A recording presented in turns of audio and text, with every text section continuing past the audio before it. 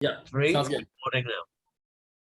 Welcome everyone to Spurs 9501. We have today two special guests here. Well, I'm Kam from Spurs 9501. I have Terry from Vermont, and we have Stephen Kim from Houston Spurs. Haven't seen Stephen for a long time. I think it's been a couple of years since last time he was actually on the channel, but Terry's a regular here. So welcome, guys. Good day today, isn't it? I mean, it didn't start off that way. Newcastle came to Tottenham and came on a very high. Just to start off, what I'll say is that they were saying that if the season had started on January the 1st, we would be second and Newcastle would be fifth. So they came with a pretty strong record to Tottenham. And, without sort of like record of winning, losing, nobody really knew what would have happened. So, Stephen, why don't you kick us off with your impression of the start of the game? Yeah, I was very nervous as normal as a Spurs fan, but the 2 week layoff definitely added to that. I thought we were in good form prior to the break, and that break, as always, seems to come at the wrong time. And so I was, predicting something closer, maybe 2-1 us, or maybe even a draw. Just not knowing how fatigue comes into play. Sonny's been playing in Asia, and he's having to come back and forth, and then suddenly you go from two matches with a different group of teammates back to where you were 2 weeks ago. Can they regain that form, etc.? And so I think obviously the first half gave me credence to have doubts about how we can get back to form after that break. Right. Something was said at halftime that obviously Let's triggered. come on to the second half, because something. obviously that in itself is it's like a separate game. Terry, your feelings at the beginning of the game. What were how did you feel about it, or how did you feel before the game, coming into it? Did you think we would turn them over?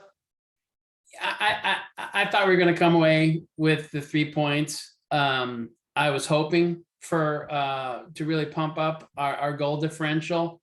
I was wondering if the international break was gonna be a problem for us, or if that was something that could work to our advantage. I really wasn't sure.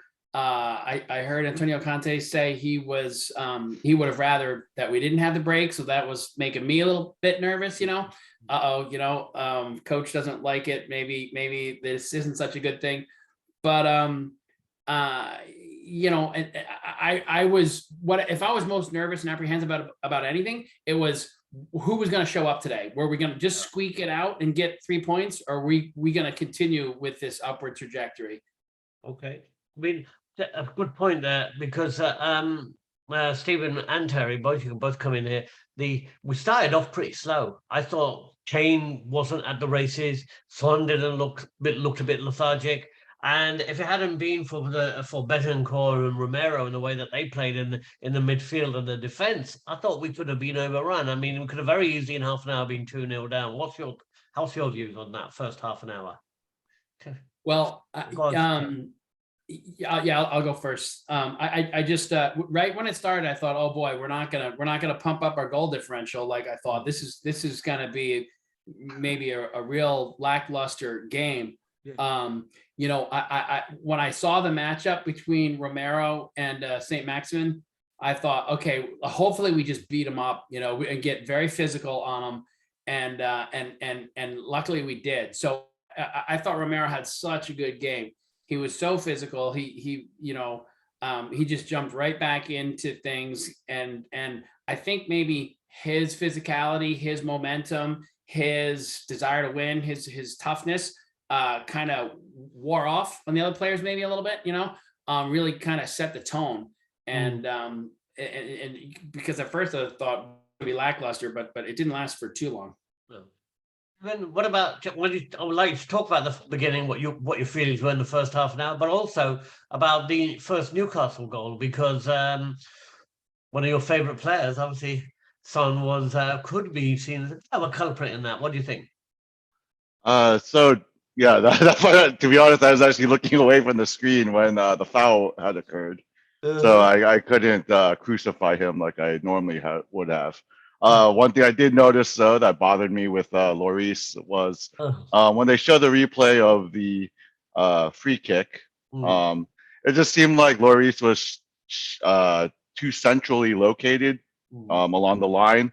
mm, Obviously, you have your wall on one side, and mm. then in Keep on theory, the the other goalie side. should be on the other side. Otherwise, there's no point of a wall. Yeah. It was like he was defending a penalty kick Mm, that was down the middle as opposed to an angled free yeah. kick. Yeah. And so just that 1 yard or so that he was too much to the middle, had he been shaded 1 yard to his left, that would have been deflected and hopefully out of play. And Mm, then it's 0-0 maybe at halftime. And so, those first 3 minutes, we were on the back end. And mm. I was wondering, what the hell is this? what we're coming to after a 2 week break? Is it going to be one of those games? Usually we could tell with Spurs, it's going Yeah. to be one of those games. But then, just like how term Spursy can also be positive in this way, where we look like crap initially, we're Mm, down 1-0, yeah. and then all of a sudden we get an equalizer that I was not expecting at that time. I expected an equalizer at some point. I just thought Mm, maybe it'd be the 60th minute or something. mhm. And then so I think it was crucial for us to get into halftime 1-1. And then that gave us something to build on. And obviously we built 4 goals off of that. So And just then talking about that equalizer, I mean, there was some. I mean, we know that Lloris has made a big mistake in that goal. I mean, whether we like it or not, should have been whatever his positioning was. He did get a hand to it. You expect a keeper like Lloris to save that, especially on that side. As you say, the ball goes over the wall and dips down because it was so close to the goal, very difficult to get over that wall and down from that distance. And the only position they had to score was the one that Lloris should have had covered. yeah, But I mean, I thought the team just woke up straight after that goal. We seemed to be asleep up until then. And then Son was on fire because he ran and ran with that ball, and he almost, he basically got that corner with his with his tenacity. And that ball he put in for Davis was pretty. Why don't we put more? What I would like to ask you guys is, we saw in effect a first goal from a set play. I mean, I know we didn't score from the corner, but it started from that corner, and then he put in that cross, beautiful ball that just needed that header from Davis to get us that goal. I mean, we don't do enough of that, surely. Would you say that, Terry? Well, yeah, I think we try to. I think that's where we lack quality, where we don't have the best balls going into the box. We got rid of Kieran Trippier. I thought he was great at doing that. We lost Erickson. He was great at doing that. And I mean, I think we would be great to get somebody that can put the ball in the middle of the box more Wouldn't that be consistently. fantastic? Yeah, I agree. I mean, so what I'm going to do now is we're going to move on to the second half. So Conte goes in, 1-1. We could have been 2-1 down. It could have gone either way. We had a few chances earlier on. Harry had a snapshot in the first half. Son had a go. He could have passed it to Kulusevski, and it would have been a sideward pass to another player who was running on the ball. That could have been another goal. But 1-1. Conte obviously does his magic. Second half, let rip, Stephen, because that second half was nothing like the first half. It was like a different team came out. yeah. One thing that I noticed, maybe not specifically second half, but throughout the match, was that with our 3 center backs, we constantly had one or even 2 of them pushing forward near the top of the box. Yeah. And so that gave me some confidence that we're going after the match. Didn't give me much confidence in defense, but fortunately for us, Joe Linton was a no-show, even though we're the only team that he seemingly shows up for. Obviously, Kulusevski, to me, dominated the second half. Whether it was on the counter or in build-up play, Kulusevski's got his fingerprints all over our attack. I like the confidence he has in his dribbling skills and passing skills at the top of the box, where there might be congested areas against a parked bus, so to speak. We've obviously all know that the last 5 years or so, whenever we do play a defense that has 8 packed in the box, we struggle mightily to get through that. I believe because we don't have too many dribblers that can just beat guys 1 versus 2 or 1 versus 1.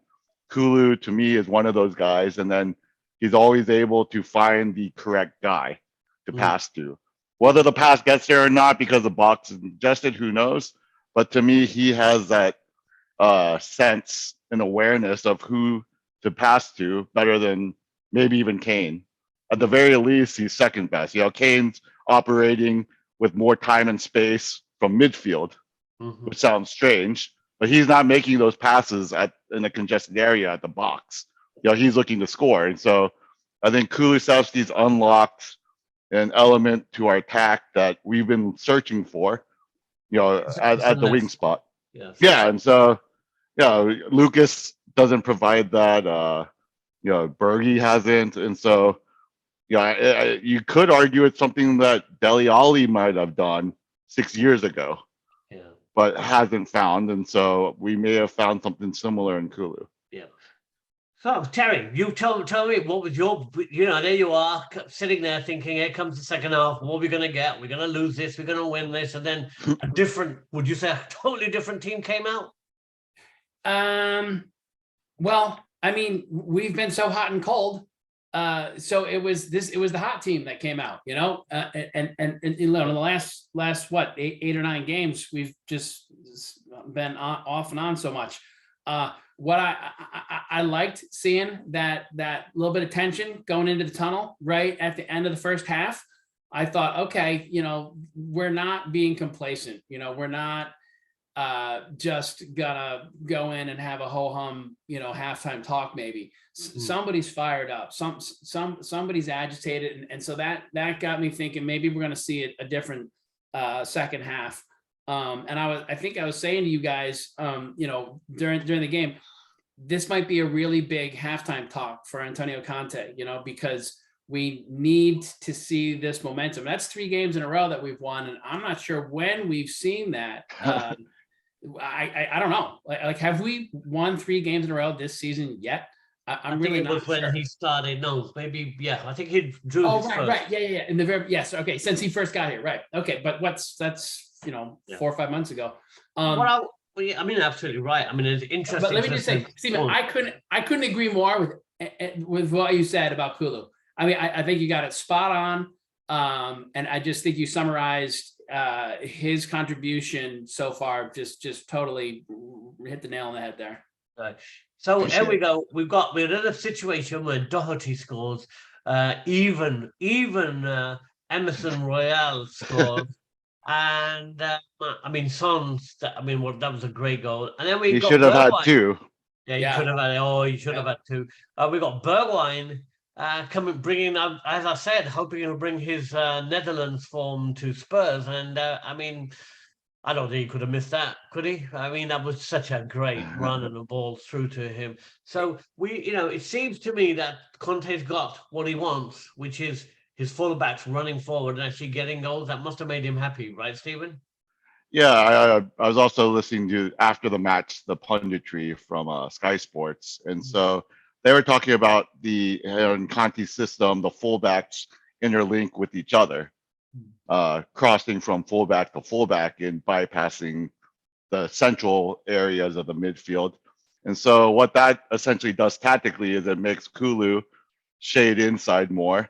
And so we've got more guys who the defense has to account for in the box when we've got 2 fullbacks that are bombing forward. And so, it's a numbers game inside the box. Usually the defense is going to outnumber, plus the goalie is going to outnumber your attack. Yeah. Unless you expose yourself like Man City does. And so just having those 2 fullbacks being able to bomb forward gives us numbers in the box that tactically we seemingly never had under Mourinho. How many times with Mourinho, because we played counter, it was just Son and Kane versus 8 guys, the teeth of the defense and the goalie, and then the refs who aren't going to call penalties for us. Or, VAR, we're playing against VAR as well. So it was the Son and Kane against the world. And so I think Conte's, just switching to, 5 in the back, if you consider the fullbacks in the back, just gives us more flexibility tactically in defense and attack. You could argue we could upgrade at those positions, but imagine if we did have upper echelon players Oh yeah. bombing forward who are what's the word, balanced in attack and defense. It seems like right now we've got some who's better in attack, better in defense, and so you have to choose wisely based on matchups who to play. But if we could have flexible ones, Well, then we've got the most flexible player in the Premier League, which is Harry Kane. He can play. He can be, he can be defense the too. playmaker. He can be everything. I mean, a guy is, today he didn't score, but he could have got the man of the match award. Terry, I know we're going to talk about this, but I want you to talk me through what was your favorite goal in the second half and why. Okay, no problem. It was Doherty's. And because, Stephen, I think you made a really interesting point about the two wings, coming forward and playing across the field to one another. I think that's a new characteristic that Antonio Conte brings into our attack. And I have to say, I think who's really good at that is Doherty.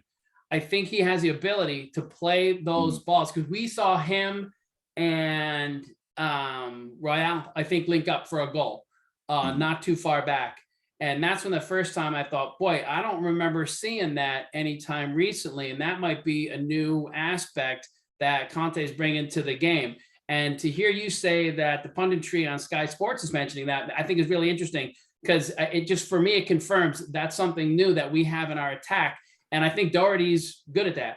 I think he's got the ability to play the long balls, and I think he's got the ability to crash into the goal box and get on the end of those things. And we saw it today. And that was my favorite goal. It was just, that effort. Well, I'm going to tell you about my favorite goal. My favorite goal was actually Son's goal, because I like the link-up play beforehand, the way that we moved that ball and ripped Newcastle to pieces. The 3 or 4 moves that took place was just sublime. I mean, some of those balls that were just passed around the box to get to Son in that position, where he finds himself on the penalty spot with enough time to be able to place that ball.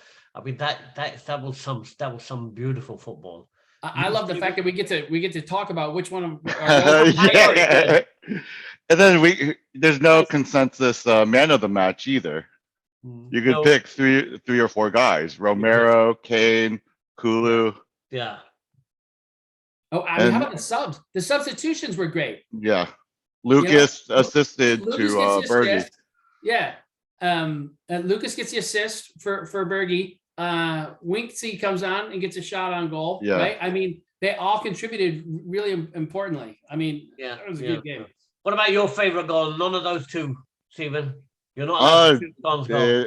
Yeah. I might even say Bergwijn's goal. Because of the reason he said, I think in this run-in, we're going to need extra help outside of our attacking 3. And, that extra help is obviously Lucas and Bergwijn. And as been mentioned, Bergwijn's been in good form with Netherlands. With that draw coming out on Friday, maybe he realizes, okay, I have to step up my game if I want to actually be in this the easy draw that they got in Group A. Yeah. And so maybe that lit a fire under him. Yep. We're like, okay, I've got a chance, but I also have to step it up and give the gaffer a reason to play me, at least 20 minutes a game. He's not going to ever play him ahead of Kulusevski, though, is he? Let's face it. Yeah, not at this rate. And so, so good game. We're all very happy. Here we are. We had 8 cup finals to go. We've won the first one. We had 9. We've got 8 more to go. Right. And next week is Aston Villa. Then we have, I think, Brighton at home, and then we are away to Brentford. So the 3 games must win, guys. We could win with this way. What's your take? Next 3 games. I think we get 9 points out of that, given that, when I look at, Arsenal's got 2 games in hand. I look at it from a viewpoint, assuming that they get 6. I know in England they don't really account for it as much. They'll say that we're tied in 4th, but from my viewpoint, I don't know if it's an American viewpoint or what, but I consider that 6 points down. No. Yeah, it could be 0, it could be 3, it could be 4. Yeah, And I'm some so glad that combination. you're so positive there, Steve. Thanks. But Terry, we need what's to your have pick? that mentality that Yeah, we need to get 3 each time. Terry. 3 games coming up: Villa, Brighton, and Brentford. What do you expect? I expect 9 points. We have to have it. You know, we're not in a good situation now because we are dependent on teams dropping points. So that means we can't. You know, I'll be honest. I thought It was over. top 4 was a bit of a stretch for us. I can't believe we're sitting 4th now with this many games to play. Still, you know, there's a lot of points on the table right now. Wait, I'm going to ask you something here. If we had won the games against Southampton and Wolves at home that we were expected to win, we would right now be above Chelsea. Yep. What do you think of that? I think that's Is that something we're going to regret? Big regrets. I regret it. What about you, Steve? All right. On the first one too, in our little WhatsApp chat, every time we drop points, I'm just adding them up and saying these are 15 points or something. Even early on in the season, let's call it September, October, drop. Let's say we draw Burnley or something at home. I'm like, we're gonna rue these points come May when we're looking at the table, the run-in, and all that stuff, and like, damn, if we had these, let's say we get half of those points that we took The away. reason why I mentioned those 2 games because they're 2 teams at home that you would expect any top 4 team to beat. Yeah, I believe that Arsenal beat them. I believe the Chelsea beat them. I believe at home Liverpool and Manchester City beat them. And then if we had real top 4 aspirations, we needed to win those 2 games. Because let me put one more thing to you. We have 1 game which is away to Liverpool yet. Mm-hmm. What do you expect from that, Terry? I mean, I don't have my head in the sands. Beat them. We could beat them. Oh, definitely. I mean, of course. Yeah, we could beat them. Yeah, I mean, it's going to be a great game. It's going to be a really good game to watch. I mean, am I going to be blown away if we come away with 3 points? No. I mean, like, would we deserve the win if we came away with it? Yeah, I think so. But I mean, the odds are going to be against us. People know that. But put another thing win. to you then, guys. Stephen, we beat City, lose to Burnley, and then go and beat City again. How do you feel about that? Part of it's just stylistically. As we know, we match up well against Spurs because Pep doesn't like to, what's it called, park the bus. He plays a high line, and we can get exactly, which plays into our hands. So he, as people say, he's naive tactically when he plays against us, especially with Son. Yeah, it is just that we're a bogey team, and he has one way to play, and that just coincidentally fits with what we want them to play. Regarding Liverpool, I have a feeling we'll need 3 points. Am I optimistic? As always, no. I do think 1 is a good result. Whether that's enough, but that might be those 2 points between 1 to 3 points. That very well could be the difference between us, finishing top 4 or not. Yeah, I mean, I think their defense might be vulnerable. And then we're such a becoming really, quite the powerhouse in terms of scoring goals right now, and we're not giving up a lot. I mean, it's we can definitely come away with 3 points. Did Liverpool play us when it was Mourinho in charge earlier this year? No, draw. We drew 2-2. It wasn't Mourinho. Mourinho left last season. It was Conte. Yeah. Not Mourinho. Yeah, was it Conte? Conte was. Okay. We drew 2-2. It was a good game. We could have won it too. I've already forgotten that manager we had before Conte. Between Mourinho, Daniel Levy wanted it that way, I think. Yeah. That never happened. All right, let's not move on to my final manager. Yeah, final question to you guys. Well, 2 questions. One is now you mentioned the manager and Conte. What Conte's been saying recently is it's taken me 5 months. Now they're finally listening to me. now they finally get what I want. Is that what we saw today? And will we see more of that? And are we now seeing a manager who's more at ease with his team and a manager who looks like he's going to hang around for a bit? Terry?